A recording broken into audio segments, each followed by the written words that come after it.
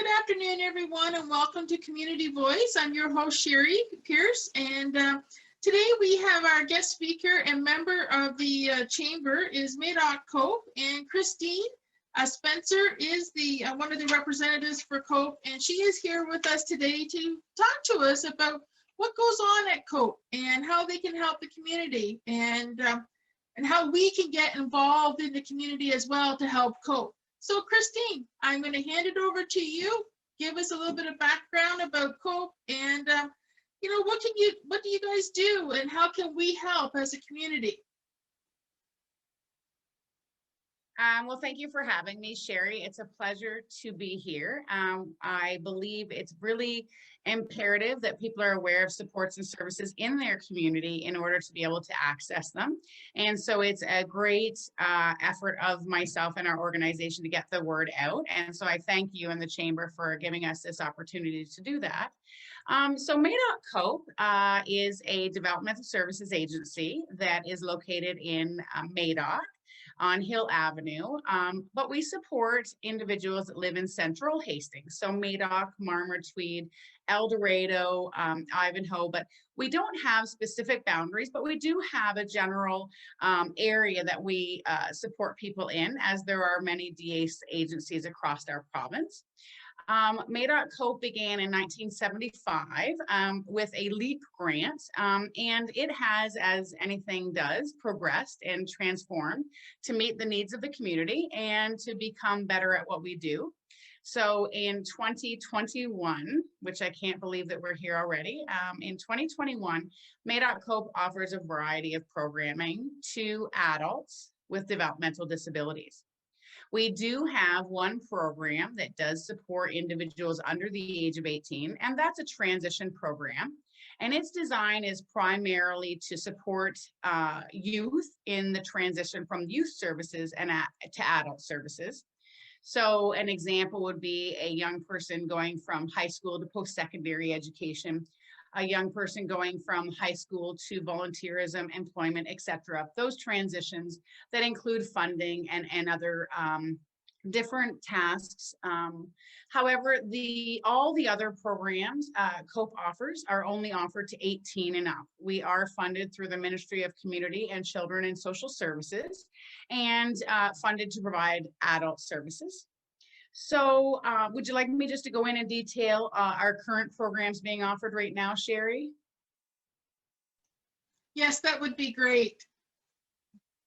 So currently, I say current, obviously COVID has adjusted everything that we do, and the safety of the people we support, our staff and our community, is of the utmost. So I'm going to reference our programming as they are without the restrictions, just to keep it easier for everyone. Everything we're offering right now is quite different to what we did before, and I'll speak to that a bit later as well. So under ordinary circumstances, we offer a community participation program. And this is a program that supports individuals living in our area to participate in the community. And what that looks like is specific to each person.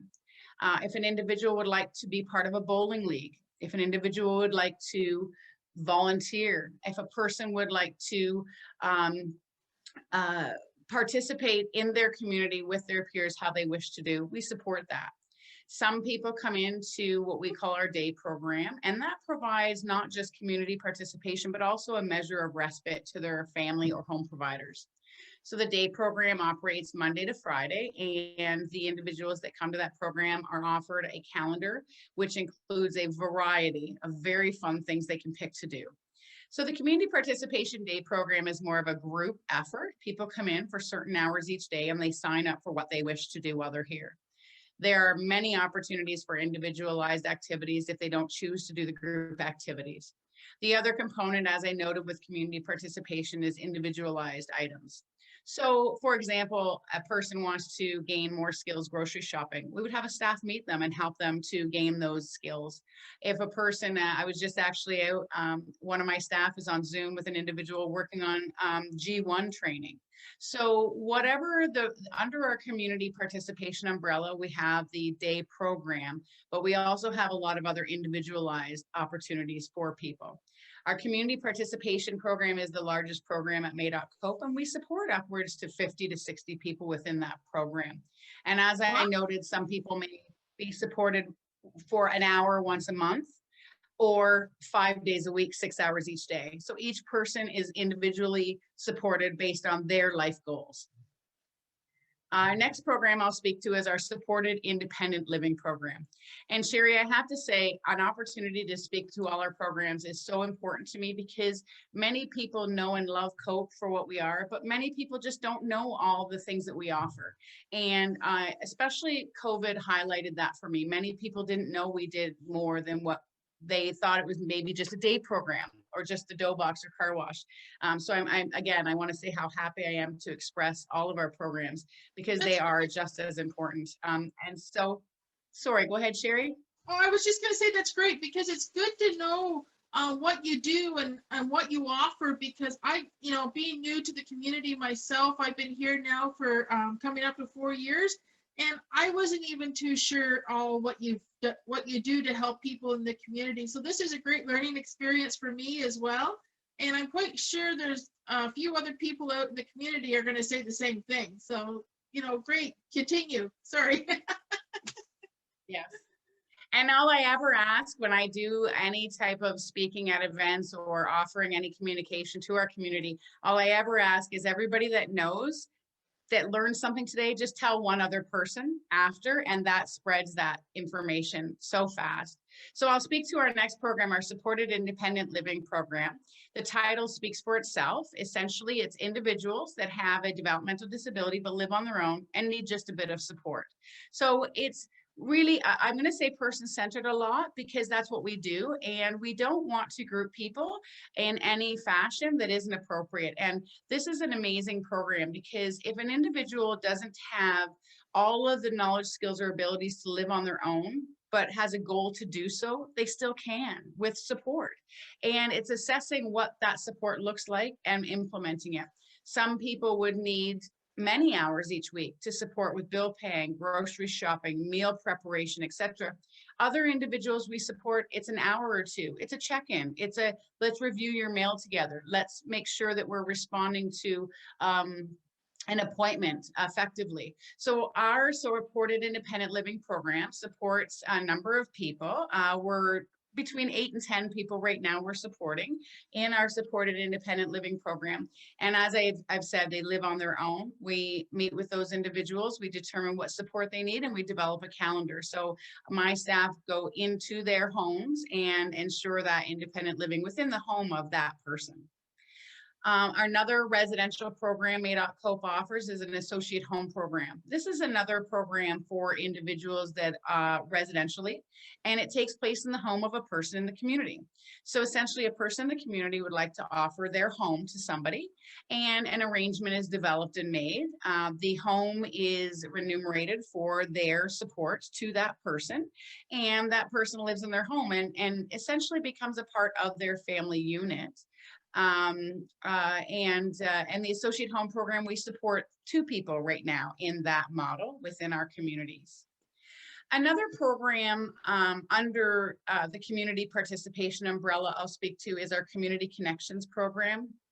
And that's a program where we have staff providing supports to people and working with individuals in the building, outside of the building. And our community connector is that bit of a bridge gapping staff. She bridges those gaps. So she's able to spend time with people, identify goals. My community connector writes individual support plans. So every single person we support has an individual support plan that is developed each and every year and reviewed each and every year. The support plan includes their goals and steps to attain them and how we might do that. So our community connector role is huge because she really connects with all individuals we support. And she, oh, sorry, we have sensor lights in here and I must not have moved enough for them to go off. Sorry about that. We try to save hydro here at COPE as well. I'll try to keep moving so that doesn't happen again. But our community connector is always on the pulse of what's happening in the community. What is out there? What is there for people? My community connector is a wealth of knowledge. She's actually a person that I send many clients to, because I ask her to kind of be a little bit of an expert in all areas. So we have our community participation umbrella, which has our individualized community supports and day program community supports, as well as the transition community supports. We have our residential programming, which is the support independent living and the associate home. And then we have our community connector that bridges everything together. In addition to that, we have fee for service options. So individuals in our province receive funds to be able to purchase services. And Madoc Cope, in addition to its core funded services, provides fees for service. So individuals reach out to us, they discuss what their goals are, and similar to all of our programs, we develop a plan and we begin to meet those goals, however they pay for those services from our organization. We offer passport brokerage. So we identified a gap a few years ago at Madoc Cope that individuals receive funding, but struggle, especially in rural areas, on being able to manage those funds, invoice those funds, all of the different tasks associated with accessing those funds. And so Madoc Cope began to broker for a number of people, and this program has grown. The passport fee for service program, in addition to our brokerage program, has grown considerably in the last couple of years, just based on community need. We assess what our community needs and the people we support, our performance and our review of how we're doing always comes from the people we support, our consumers and their families. And that is an area where we really needed to address and grow, so that specifically the people within Central Hastings had what they needed. Cool. So you do so much, and I just can't believe what I'm hearing. Like, this is incredible. I like this passport idea. What a phenomenal idea. Jeepers, everybody needs a little help somewhere, and I think that's an excellent opportunity for anyone who needs that extra, just that little extra help. Wow. So Christine, what do you need from the community besides, just, you need volunteers? Do you need, what does Cope need from the community besides, obviously you get your funding from government support programs, things like that, but what else is out there that you need? Well, I think that there are many small and maybe larger areas. Obviously, we are open to anybody who wishes to volunteer. We're not open to volunteers at this time due to COVID, but if there were people interested in volunteering, we would love to be able to hear from them. In our volunteer orientation and programming, what we often do, and again, person-centered, we try to get to know that person. What do they want from this volunteer experience? Right. What we know in and around life is that both parties get. Volunteering gives a service, but the person volunteering gets something as well. So the program that we offer through volunteering, which is closed right now due to COVID, is essentially assessing what that person would like to do and how we might be able to match them. It may be as simple as reading a story once a week, or it could be providing knitting lessons to an individual that's always had a goal. So we would always try to match the volunteer with that individual that's also developed that plan within their goals. How might that work? Somebody who loves to bake maybe wants to come in and do a baking class. So we definitely have options for volunteers. Placement students, we accept placement students all the time. They are just the best asset for us.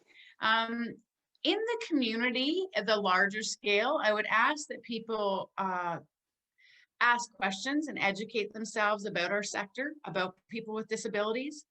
Persons with disabilities are in our lives regularly. We cannot just simply identify them by looking. We must understand that persons with disabilities are citizens and have rights and belong here as much as you or I, Sherry. Exactly. I think that it's important for people to understand that we support very successful individuals that have careers, Yeah. have driver's licenses. I feel strongly that each of us have watching right now have probably shaken the hand of a person that has a disability. We just might not have known it. I think that we have to, what people can offer our organization is depends on who they are. If you're a business owner, really look at hiring a person with a disability. You won't go wrong, and there's support out there for you. If you are a member of a group or a club, please don't shy away from supporting somebody that has a disability. Please don't shy away from asking, how might this work? Because I really would like this person to be a part of our group, but I just have a few respectful questions. I really encourage our community, as they do already in many ways, to just continue to treat people as citizens, continue to be good to themselves. Don't judge yourself for wanting to ask a question. That's okay if it comes from a good place, but continue to recognize citizenship for all Ontarians. And in your own way, whatever you, if you're a business owner, if you're an employee, if you carpool, if there's a way that you can participate in a big way, hiring somebody with a disability, or in a small way, just simply treating a person as a person, that's all we ask at Madoc Cope. We certainly, we accept any forms of assistance. We've, Lions has reached out to us. There are many service groups at times that have reached out to us. So if you have an idea or a thought, reach out to us. We're very fortunate to receive ministry funding to continue our programming, but we are always looking for ideas and thoughts. We do partner with many groups within the community to get the message out, to provide events and awareness. Which actually I want to speak to our People's First group, Sherry, and I would like to have, I should have spoken perhaps earlier in our interview about this. The people we support are what drives what we do at all times. Their thoughts, their choices, their goals, their wishes, their communication in whatever form it comes is what we're always listening for. And in that, a number of years ago, Madoc Cope supported some individuals to develop a People's First chapter. And what People's First is an initiative that took place across our province. And essentially it's persons with disabilities advocating for persons with disabilities. And in my opinion, you really mustn't be discussing how to support somebody with disabilities without talking to persons with disabilities, and they should really be driving what we do at all times. And so the group that we've developed and is supported, which again, due to COVID doesn't meet that often, is developed to help self-advocates advocate, to learn rights, and to really broaden awareness. For instance, 3 years ago, myself and People's First went around and presented delegations at all municipalities within our region. People's First has gone to schools, our local schools, to educate the young people in our lives. People's First has, oh my goodness, they've done so much. They've done some fundraising. A lot of what they do is about awareness and rights. So our People's First group spends time with persons with disabilities, talking to them about rights, talking to them about safety measures and abuse and what people might do. So the People's First of Central Hastings, which is supported by Madoc Cope staff, but it is run by persons with disabilities. We support it wherever needed, but we certainly don't do anything that's not needed. And this is a pretty feisty group of people that don't need a lot from us other than our space and our tools. It began in 2017 and they've accomplished a lot. Obviously, much of it has been on hold and Zoom meetings have been taking place since COVID, but it's a really, really great program and group that Madoc Cope is able to support to ensure that the appropriate message is being sent. And frankly, if I was listening to somebody about what I should do, I would want to hear from somebody that experiences the same thing. So we're very proud of the work of the People's First of Central Hastings. That's wonderful. It's got me excited to learn more about it, and maybe probably come in and be a volunteer for you guys. Like, wow, like this has just been loads of information. It's actually it's been a little bit overwhelming for me, but yet it's been very informational and very exciting to hear. people's first. Well, I like the fact that it's coming from the individuals who need help and then sharing their experiences and what they do or what's going on within their lives and that. So that's actually wow, it's just an excellent program. So good to hear. So I see that we have a little bit of an audience. I'm going to ask if there's anyone in the audience that would like to ask any questions. I don't have any questions, but I'm just amazed at what this organization does. And I'm so thrilled to have something like this in our small community. I know Madoc they think it's just a little pinprick on the map, but it's just fabulous to have something like this right here. And it's central to the area too, you know, like Marmor can get here, or Tweed or whatever. It's just wonderful, all the things that are happening here. It sure is. I appreciate that, Kathy. That's very kind of you. And you really hit something that's huge, supporting people in the community they choose to live in.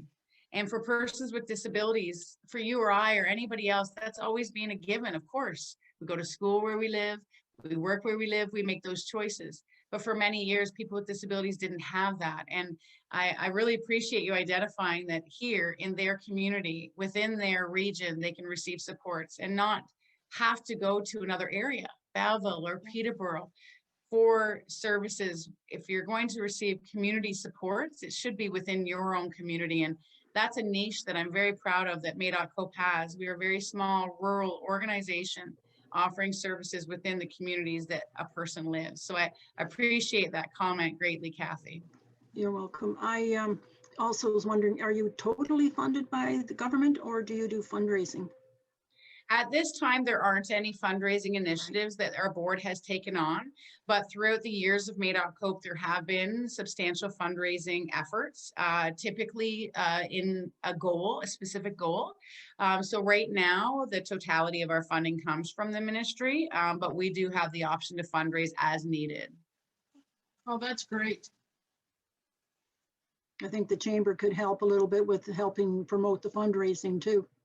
Yes, I agree 100%. Yes, we appreciate that. Yes, for sure. Yes, that's what the chamber is here, is to help our members to grow and to help them in any which way we can. So, with you being a chamber member, Christine with Cope being a chamber member, it's a perfect opportunity to work with us and us to work with you and to help you with anything that you need for Cope. So anyhow, Christine, do you have anything else that you would like to add? Anything else? You got any awareness programs coming up or events? I guess not events so much, but you never know. There's everything going online these days. Yeah, absolutely, Sherry. I will follow up with a few things here. May is Community Living Month, and it is our goal to always raise awareness. I believe we will be speaking again. I'm not sure if it'll be myself, you'll see. I think maybe my community connector, I'd like to get her face on here. However, somebody will be coming to speak to you at an event such as this with Sherry in May. My community connector, as well as many of our staff, are going out there to determine how can we spread awareness in a safe way. So hopefully you may see our names on a sign somewhere or something else. However, any awareness that you can provide to yourself around community living and that movement as a whole, I would speak to it, but obviously I would take up far too much time because I'm very proud of everything that this organization does. And I'm incredibly proud of the community living movement as a whole within the province of Ontario. So I will leave it at that and to stay tuned till May.